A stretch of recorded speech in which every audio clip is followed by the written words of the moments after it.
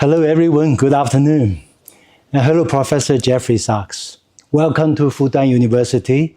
Welcome to China Institute on the occasion of the 10th anniversary of the Institute.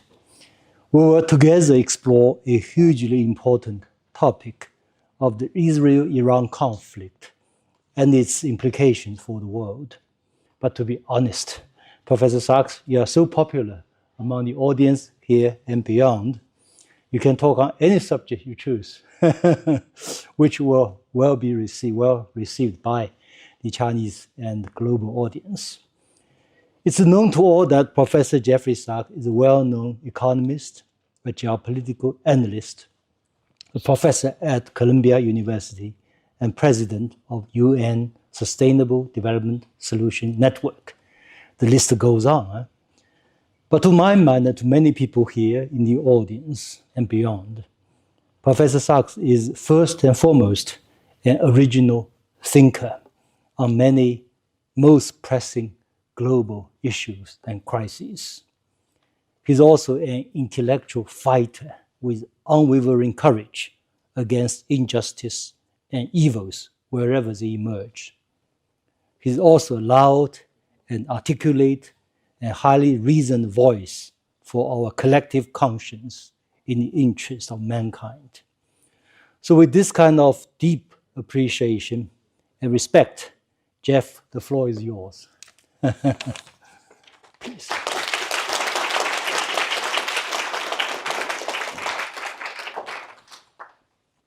Thank you so much for that very kind welcome and also for this wonderful invitation. And thanks to all of you for the chance to spend a couple of hours together to talk about the world situation.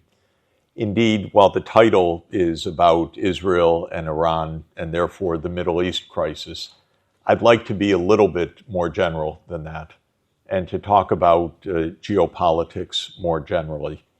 Geopolitics, the relations among especially the major powers, the United States, China, Russia, India, Europe, are at a very difficult and fraught time. And we're in a crisis that is very serious.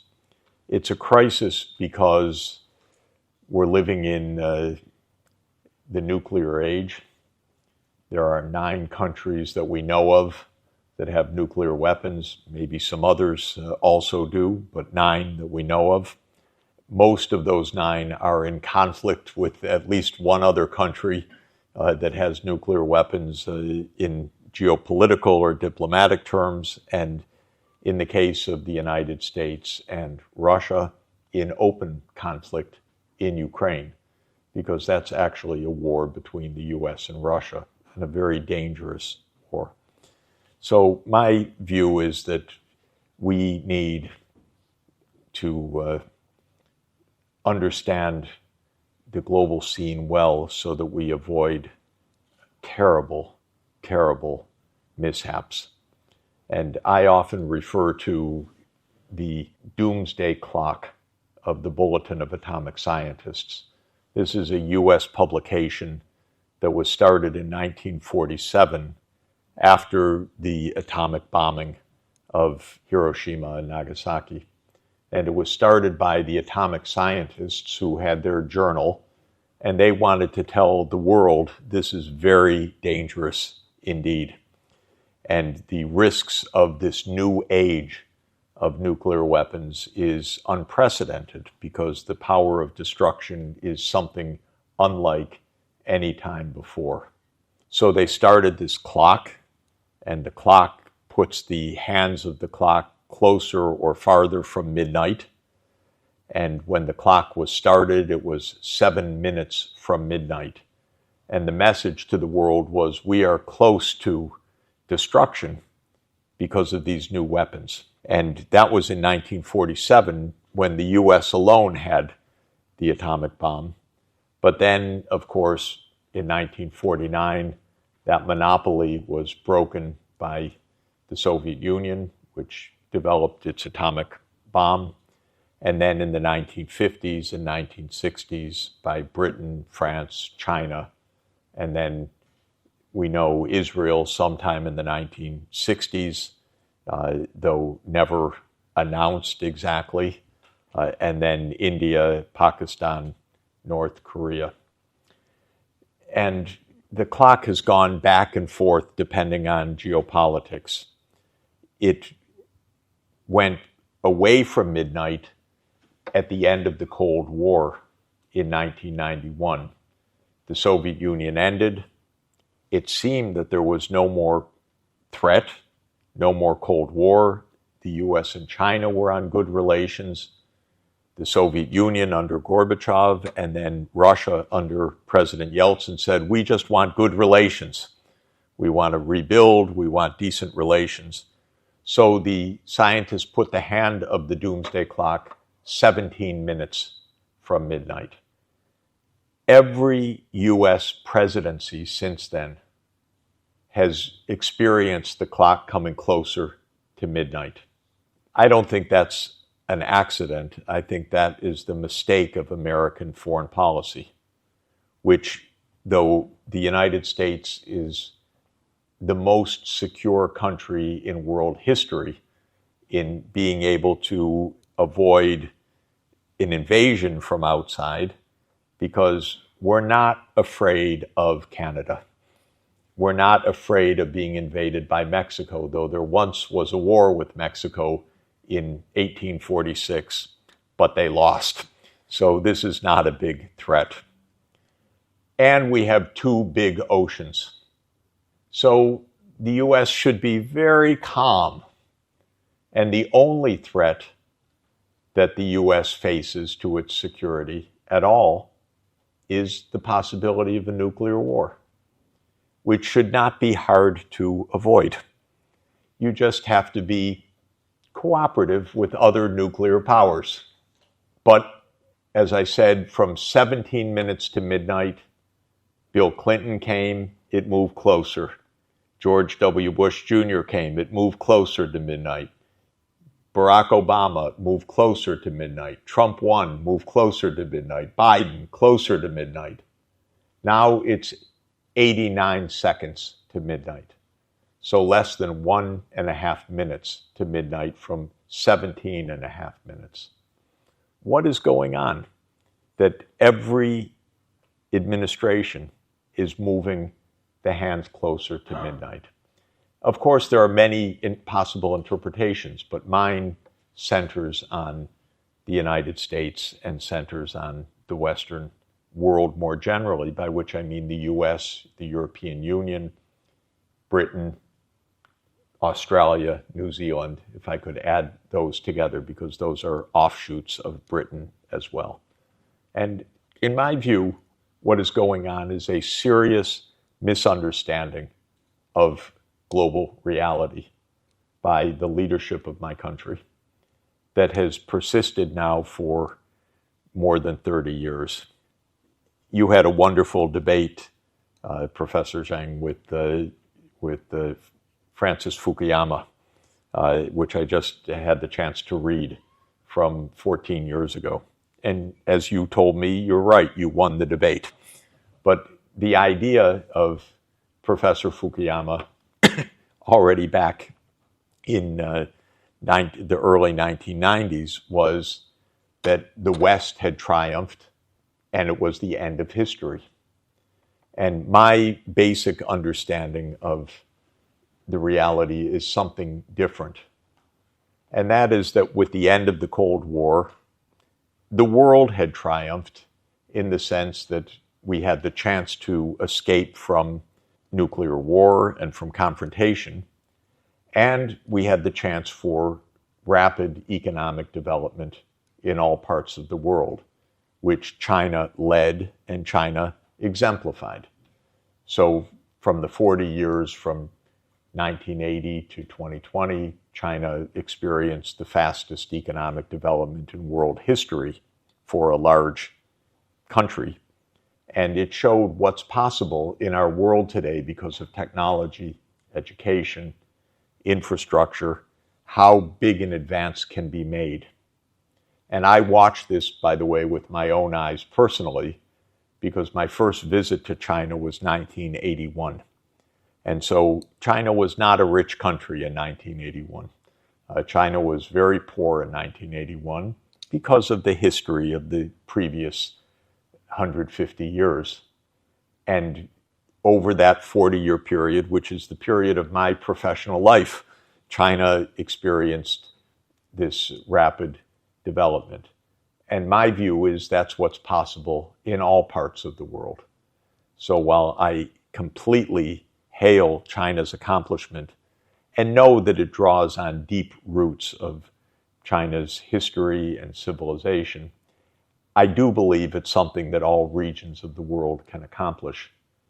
Maybe not at the same speed, maybe not with all the same success as China, but I do not write off any part of the world, Africa or India or South Asia or Central Asia or Latin America, this idea that we could all live in peace, in mutual prosperity, with rapid economic development in poor countries, I think is the reality of our world in its potential, but obviously not the reality of our world in its actuality. So we need to understand the world as it could be and then aim to achieve that world. Unfortunately, this was not the idea of the United States at the end of 1991 when Professor Fukuyama declared the end of history. The idea was that the Western world would lead the world from now onward, and especially the United States within the Western world would lead the world onward. Whether other regions developed or not was of modest interest, but if they did develop, they needed to develop under the wing of the United States. In other words, what was important at the end of the Cold War was dominance, not cooperation or peace. And this is why I think the world has remained and become more and more dangerous over the last 35 years. So to my understanding, we have a mindset problem. And the mindset problem is that the Western world dominated the world economy and world politics and finance for about 250 years, roughly from 1750 to roughly the year 2000. And during that period, the ideology in the Western world explained that dominance as an inherent, rightful feature of the world. And it explained that dominance in a number of different ways, some very extreme, some a little bit less extreme, because there were theories of racial superiority, there were theories of social superiority, there were theories of cultural superiority, there were theories of religious superiority, that this was a Christian world after all. But whichever theory one subscribed to, there were theories of genetic superiority, biological superiority. Whichever view one took, the idea was deeply embedded in the mores, the stories, the beliefs, the institutions, and the politics of the Western world. And two countries dominated most of all, and most of the world's problems today can be traced to them, actually. One was Britain, and China had quite an interesting experience with Britain, starting from 1793 up through probably the end of World War II. And the other has been the United States, which is a successor to Britain in both the Western world and the Anglo-Saxon world. So the British definitely had an arrogance of power, and they used that arrogance of power in China, in India, in Russia, in every part of the world, because the belief was that Britain was the empire on which the sun never set. This was the era of Pax Britannica, although it wasn't so peaceful, but it was the era of British dominance. And the 19th century was really defined by British dominance internationally. Europe experienced two disastrous civil wars in the first half of the 20th century, which we call World War I and World War II, but in Europe they were really civil wars within European countries. And at the end, Britain was no longer able to maintain a global empire, but the United States took over at that point. And the U.S. inherited the mindset and the institutions of British imperial rule. The main geopolitical institution of British imperial rule was to control regimes of different parts of the world. So Britain mastered what we call regime change operations. If you don't like a government, replace it. It's a different kind of foreign policy from diplomacy. In diplomacy, if you don't like a government, sit down and negotiate. If you're British in the 19th century and you don't like a government, threaten it, kill the person, the ruler, or overthrow it. And this was the main mode of British action. In the second half of the 20th century, the United States took over that method of operation. Indeed, the British taught it to the Americans, I would say. And in 1953, we did a joint venture together, the British and the Americans, the British MI6, the spy agency, and the CIA, to overthrow the government of Iran, which brings us to our current situation. Iran had a functioning democratic government in 1953, led by Prime Minister Mossadegh. He had a very radical idea. Mossadegh's idea in 1953 was that the oil that was under the ground actually belonged to the Iranians, where the British knew that it belonged to the British. So when the Iranian prime minister, democratically elected, said, "This is our oil, it's under our ground," the British government knew that it had to overthrow him. And it connected with the U.S. government, and they made a secret operation to overthrow Mossadegh and to install the Shah of Iran, a Pahlavi dynasty, and to make a police state under U.S. control.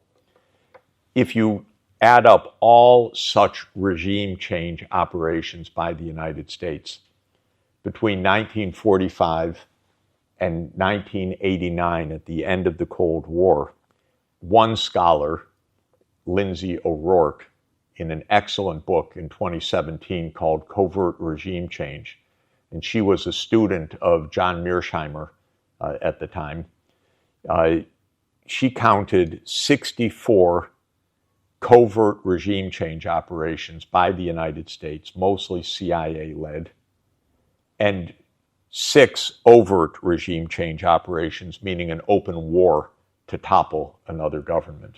So 70 regime change operations. This is a very distinct kind of statecraft. It is the opposite of diplomacy. You don't have to deal with the other side, you have to control it, or overthrow it, kill it, assassinate the leader, make a coup, fix an election, buy an election, create unrest to topple a regime. And this happened 64 times covertly. What does covert mean? Covert means that the U.S. denied its role, even though it was obvious to the people there. So when these events occurred, they're not really covert in the sense of who did this. Everyone says the United States did it, but the United States said, we didn't have anything to do with it. That wasn't us, that was a local unrest. So I mention all of this because that kind of arrogant statecraft which is imperial mentality, was the U.S. mentality from 1945 to 1991. It was justified to the American people as necessary because of the war against global communism. So that was the explanation that was given, and especially against the Soviet Union. And the United States accused the Soviet Union of wanting to take over the world, and it used that as an explanation to try to take over the world, every other place. And very importantly and interestingly, the United States rejected neutrality by any country and used the expression, if you are not with us, you are against us. So the U.S. also actively opposed neutrality. This is also a very interesting, peculiar idea, because many countries said, we don't want to choose. We want to trade with the Soviet Union. We want to trade with the United States. We don't have a big army. We don't attack us, but we don't want bad relations with either side. And the U.S. said, no, that's not good enough. You're either with us or you're against us. And very interestingly for scholars here, and this is a room of scholars, if you read the Peloponnesian War by Thucydides, which has become famous again because of Graham Allison's book, in the dialogue called the Melian Dialogue, which is a dialogue between Athens and the leaders of Melos, a small island, the Melians said, we want to be friends with Athens and we want to be friends with Sparta. And the Athenian says, no, you can't. You are with us against them. And the Melians said, no, but we want to be just neutral, leave us alone. We like you, but we don't want to be part of your empire. We don't want to be part of their empire. And the Athenian says, no, if you do that, you will weaken our power in our realm. You will show to all of the allies of Athens that we're weak. So you must submit to us. Otherwise, we'll have to kill you. And actually, in history, apparently, in 416 BC, the Melos said, no, we will be neutral. And the Athenians invaded, and they killed all the Melian men, actually. Of course, what the Peloponnesian War really shows is that just 12 years later, Athens was defeated. So all that arrogance led to nothing but defeat. It even shows something more. Sparta, which won the war, disappeared from history also. So neither side won in the end. The war exhausted both sides, and Greece was invaded by Macedonia in the next century. So both sides lost from this ongoing war. But the arrogance of Athens is the arrogance of the United States.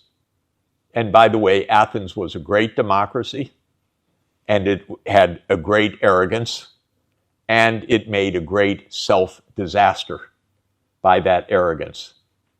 And by being a democracy, they elected a lot of stupid people that were very demagogic and that told them, why don't we invade Syracuse?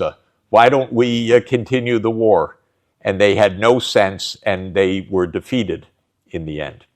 So I began much of my work during this period from 1989 onward. I was already working in Latin America, but then came the end of the Cold War. And just to say, I was an advisor to President Gorbachev, not personally, but through his chief economist. And then I was personally an advisor to President Yeltsin. And I was personally an advisor to the president of Ukraine and to many of the other leaders. And I thought, well, this is wonderful. The Cold War is over.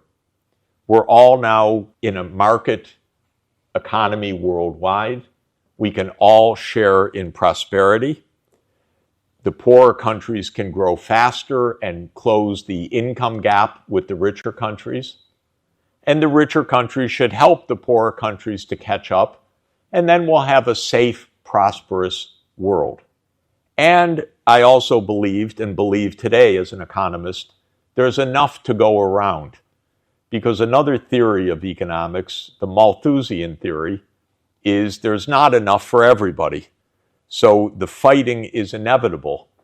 There will always be those who lose in the end because there's not enough for everybody in the world. We could discuss that, but I reject that on economic grounds. In other words, not out of moral theory, but out of practical theory.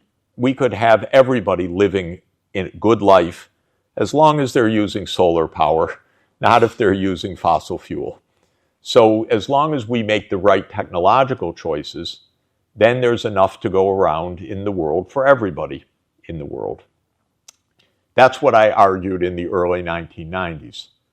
The United States, however, maintained and even intensified its imperial idea. Instead of viewing the end of the Cold War as the opportunity for a new world order that was balanced, fair, peaceful, the United States viewed the end of the Cold War as the opportunity for hegemony. And that's very explicit. This became the ideology of the so-called neoconservatives who dominated American politics from 1991 basically until today. And the neoconservative idea is the world can only be safe if the U.S. leads the world, because the U.S. is a power for good, and so the U.S. should set the rules. It should be the world policeman. It should determine what happens in each part of the world, and then things will be fine. This is a very arrogant position, of course. It's a very delusional idea, but it is really the idea that was espoused by government after government starting in 1991. And I witnessed it close up because my argument as an economist was that we should help Russia to get back on its feet. We should help Africa to achieve development. We should make sure that poverty is overcome everywhere. And none of those ideas was accepted in the American political leadership, even by my own colleagues who were in positions of power temporarily. They viewed such ideas as naive and as contrary to American interests. America's interest is to be number one, not to be cooperative in an open world in which there is shared prosperity. So the ideology was, in my view, made even worse by the end of the Cold War. It turned out, by the way, and it's relevant for China also, during the Cold War, all of the U.S. rhetoric was, we fight the Soviet Union because of world communism. That word, as you know, in the American scene is viewed as something completely shocking. When Russia became independent and declared we are in a market economy, post-communist, this is another age, it made no difference to American politics. This is quite interesting. In practice, Russia was still an enemy, even afterwards, because it wasn't really communism or ideology. It was simply big powers. And in this, John Mearsheimer is right about the American mentality, which is that the United States sees Russia as a threat, not because of any specific ideology, but because it is big. And the United States sees China as a threat, not because of anything that China does or is other than being big and successful. And therefore, China's only offense is that it threatens American dominance. And that, I think, is a succinct description of the viewpoint of the American leadership. Now, to come back to my view of economics, this is a terrible mistake, not only on a moral level, but on a practical level. The United States has 4% of the world population, 335 million people. How could 4% of the world dominate the world? It's not possible, except if all the rest of the world were to remain poor, unsuccessful, backward, and so forth. But there's not only no moral reason for that, there's no practical reason why that should be the case. So I long believed that poorer countries can grow faster and catch up. And China, of course, is the greatest success story in history of that. But China follows a basic pattern that Japan followed previously, that Hong Kong, Singapore followed previously, because catching up is possible if the leadership is good, if the planning is good, if the strategy is good. There's all this headroom for rapid economic growth possible, and China proved the case once again at a scale unprecedented in history. So the U.S. viewpoint about dominance makes no sense, not only not morally and not practically in terms of security, because the world's not safe if the U.S. is rich and Russia is unstable with nuclear weapons. Why does that make the U.S. secure? That makes the U.S. more dangerous. But it's also wrong economically, because Russia will catch up. China will catch up. Africa will catch up. And the United States will find out that being 4% of the world population is just 4%. It's not enough to rule the world. The U.S. will have to learn to be cooperative, and will have to learn that statecraft is more than overthrowing governments. But, and here I will come to the point about current politics, the U.S. still does not understand this till today. And the wars that we see and the crises that we see are still crises of the old imperial mentality. So the war in Ukraine is a war that the U.S. caused, not a war that Putin caused, but a war that the U.S. caused by expanding the military alliance, NATO, eastward, and trying to set up a military base or bases in Ukraine and in the South Caucasus, especially the country Georgia. And the Russian government said, no, you can't have military bases on our border. We don't accept that. That's a real security threat for us. And the American position was, it's none of your business, Russia, what we do. If Ukraine says yes, we're going to put our missiles next to you. And President Putin said, no, you're not. That's dangerous for us. And the United States said, it's none of your business. And so this is the essence of the Ukraine conflict, which is that the U.S. said we can expand our military reach anywhere. The Russians said not on our border, and it finally came to war. Before it came to war, the government in Ukraine in 2010 was very clever. It said, we want neutrality. Well, read Thucydides.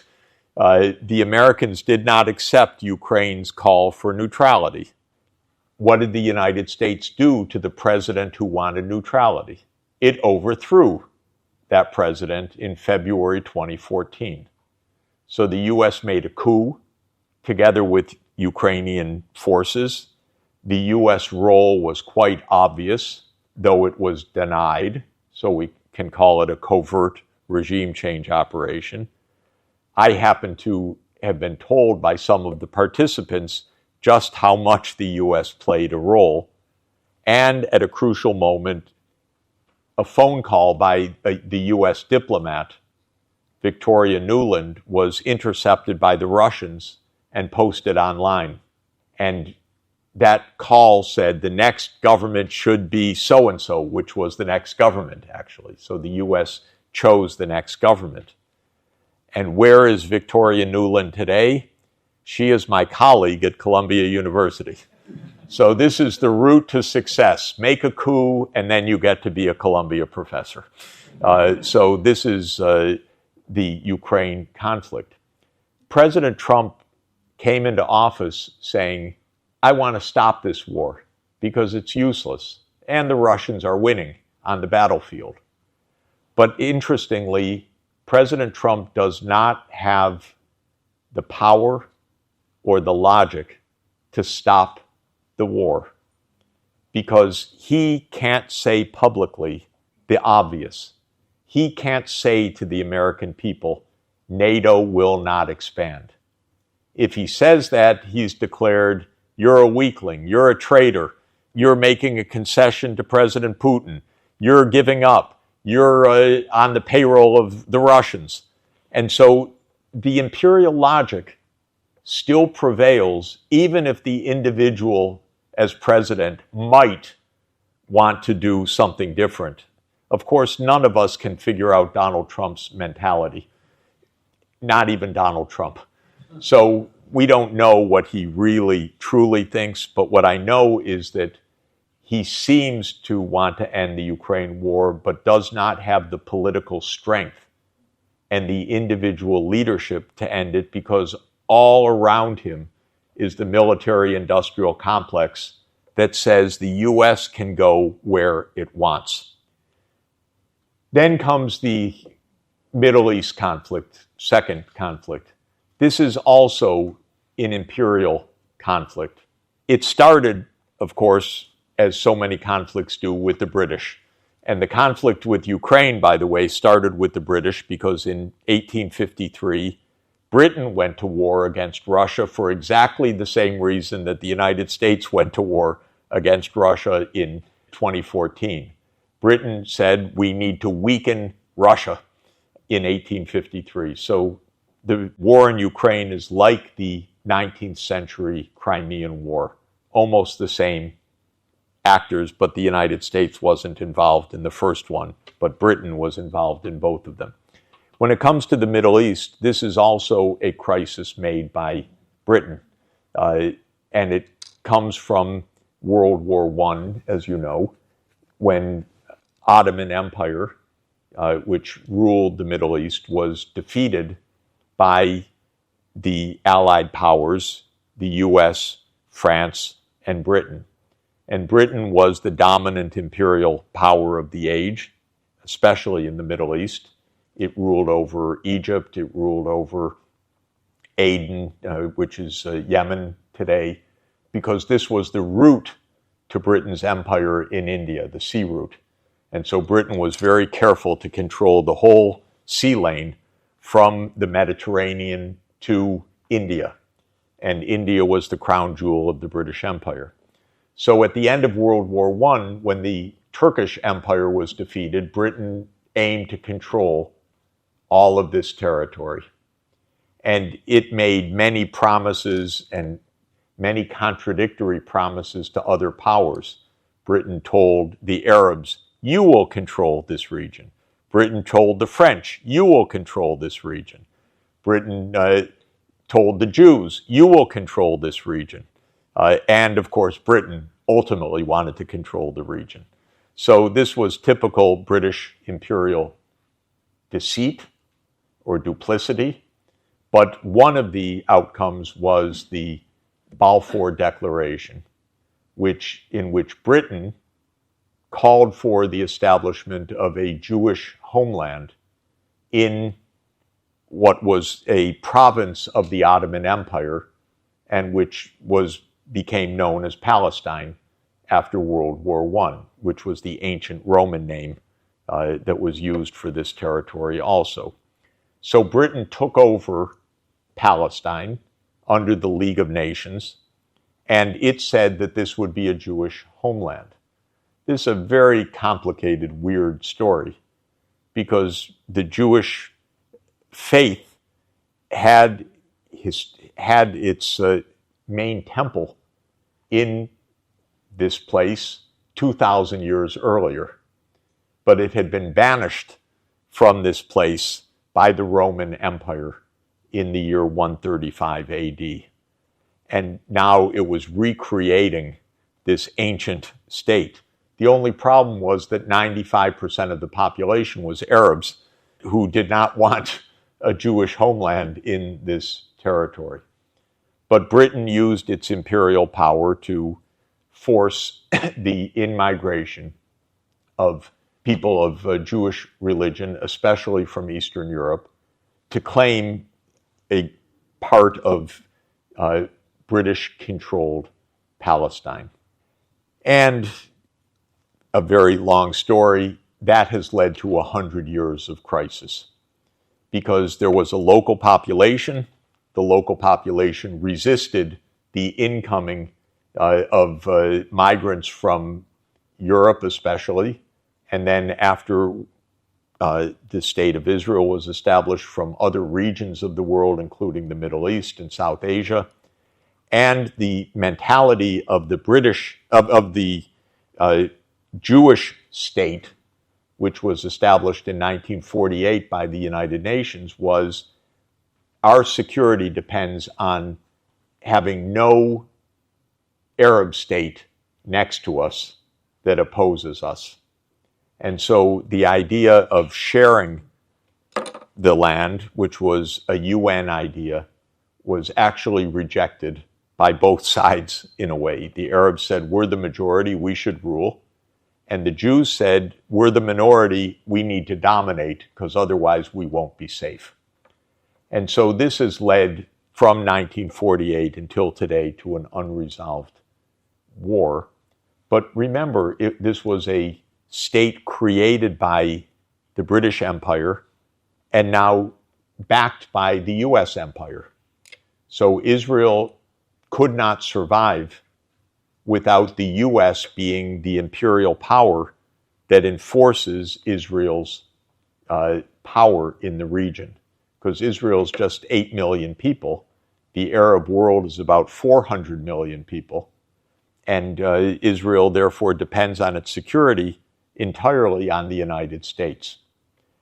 The United States has seen this as an imperial project that's good for the United States, because if the U.S. has control over the Middle East through Israel, well, that gives the U.S. control effectively, militarily, in the region. So the U.S. has backed Israel for many decades during this period. It's a very dangerous ongoing conflict because it is very unjust, and Israel needs to use more and more force in order to repress the aspirations of the Palestinian people. And the more force that Israel uses, the more resistance there is. And we've reached a point of violence that is unprecedented in modern times. Israel is committing a genocide in Gaza right now, which is one part of the Palestinian lands. And every day they're slaughtering tens or hundreds of innocent people with open fire. And today there was another massacre. People came for food and they were just shot by the Israeli armed forces. Iran, as you know, which is a long empire that has 5,000 years of history, backed the Palestinian cause, and it supported resistance to Israel. Both Hamas and Hezbollah, two groups, and in Yemen also the Houthi militants. So Israel has always had the idea we need to topple the Iranian regime. Instead of saying we need to settle the Palestinian crisis by giving a state of Palestine next door to a state of Israel, Israel has said we need to overthrow the Iranian government so that they don't bother us. And Israel actually made a long list of governments that it wanted overthrown by the United States because those governments were resisting Israel's attempt to control the region. And the list actually was made, literally made, we want 7 governments overthrown. And that list was unveiled in 2001 one of our generals, General Wesley Clark, talked about this in an amazing set of interviews. And the 7 countries are Lebanon, Syria, Iraq, Iran, Somalia, Sudan, and Libya. So 7 countries that were supporting the Palestinian cause. And the Israeli government said to the Americans, you overthrow those 7 governments. Well, it's not so easy. Those turned into 7 major wars. We had the war in Lebanon for many, many years. We had a 15-year war in Syria, which is still going on because the U.S. tried to did overthrow the Syrian government. We had the U.S. invasion of Iraq in March 2003. We had the U.S. bombing of Libya in 2011, which created a civil war in Libya.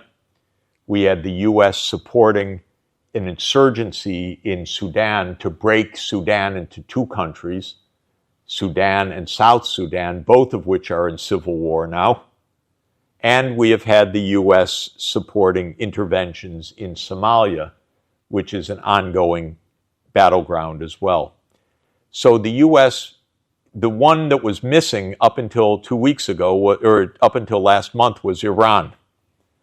And the Israeli government was always begging the U.S., bomb Iran, bomb Iran, bomb Iran. And finally, Trump, who's, again, not very smart, not very effective, not very capable of resisting these kinds of demands, said, okay, we'll bomb Iran. And the war, such as it was, lasted 12 days. Israel went in and assassinated dozens of people through its Mossad, the secret service, or the spy agency, but basically it's an assassination unit. And the idea was to create a regime change. But it failed. The government is intact, and the situation is more dangerous than ever because Iran is a country of 100 million people almost. It's a major country. It has big missile systems. It has a real military capacity, and it has an alliance with Russia. And it has friendship with other nuclear powers like Pakistan. So even if it doesn't have its own nuclear weapons, maybe Pakistan will give it nuclear weapons. Maybe Pakistan would defend Iran if there was a full-fledged war with Israel. So this is the second region where imperial mentality lasts until today. The U.S. is unwilling to compromise on the imperial prerogatives.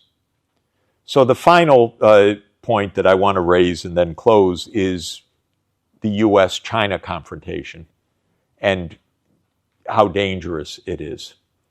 As I said, the U.S. got along well with China from the 1970s to around 2010, in my estimation, because China was viewed by America as poor, lots of villages that grew rice. You could make our components for our products, make our smartphones, and so forth. But China wasn't a threat. And it was a good counterweight to the Soviet Union or to Russia. That was the attitude. Not too much more. So not too much attention given and not too much concern. And ideology played no concern, because during the Cultural Revolution period, which was not exactly American ideology, This is when the relationship was formed between Mao and Nixon. Then came the opening, and that was an opportunity for investment and trade. That's fine. But ideology played no special role. Starting around 2010, the American leaders that were watching this said, oh, China's getting awfully big and rather successful. And then I think two announcements by China really opened up American eyes. One was the Belt and Road Initiative, which was suddenly an economic, financial infrastructure initiative that had suddenly 100 partner countries, and the U.S. didn't have anything like that. And then the Made in China 2025 program, which was a really brilliant initiative of China to identify 10 major technology areas and set policies to make a major advance in these areas. And this is one of the most successful industrial policies I know of in history, the Made in China 2025, because it really worked. It really produced the EV revolution. It really produced the digital revolution here. It really produced the renewable energy revolution. So it was very successful, but it terrified the Americans suddenly. So starting around 2015, the whole view changed almost suddenly in the United States. The view went from economic partnership to the need to contain China, the need to do something to slow down China's economic advance. Okay, all of this is quite dumb in my view. You don't get ahead in this world by stopping someone else, and there's no reason to. You're not going to be better off. You're not going to be safe. It's just a lose-lose proposition if it's successful, and it probably wouldn't be successful in any event. It started under Obama, by the way. It didn't start with Trump. It started definitely under Obama.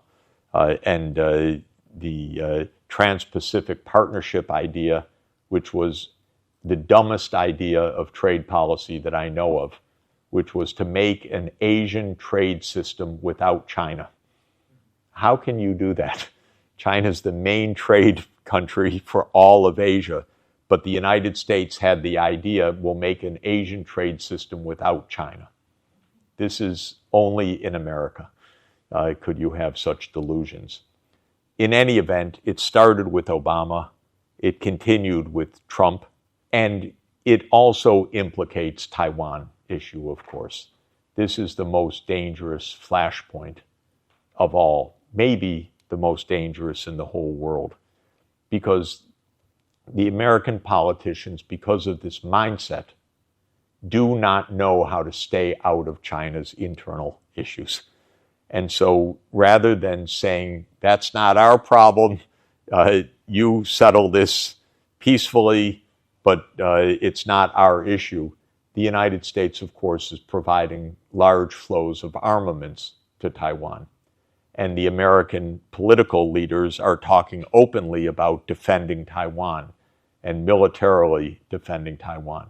If China said we're going to militarily defend the state of Missouri, or we're going to militarily defend Texas, or we're going to militarily defend California, it would not play very well in the U.S. But the U.S., because of the imperial mentality, cannot put itself in China's position or doesn't care to, because the U.S. can determine what should be done. So just to conclude, I view this issue as extremely dangerous. And peace actually depends on the good sense of the Taiwanese leaders, which is fragile. Because if a Taiwanese president were to declare independence, all hell could break out. Because the United States would not necessarily have any responsibility. And this is why the situation is so dangerous. And if Taiwan were smart, and my feeling is Taiwan could end up like Ukraine, destroyed in between two fighting giants. And if Taiwan were smart, the first thing they should say is to the United States, don't send us any weapons, please. We don't want a fight here. We'll handle our own diplomacy across the Taiwan Straits.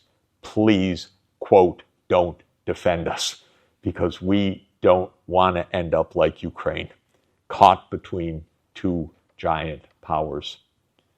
So I'll conclude here for our discussion to say that the world really is dangerous right now because of this mindset, on the one hand, that I've described in the US, and at the same time because of changing reality.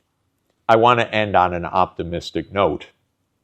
If we can avoid conflict, because of the technological revolution, we really could have a world of shared prosperity. And other regions of the world that seem hopeless right now, like African countries, could really have 40 years of economic development if they would follow China's roadmap for how to do this. And they would end up as a high-income continent alongside the rest of the world. So I'm actually basically optimistic. Worried, but optimistic. Thank you.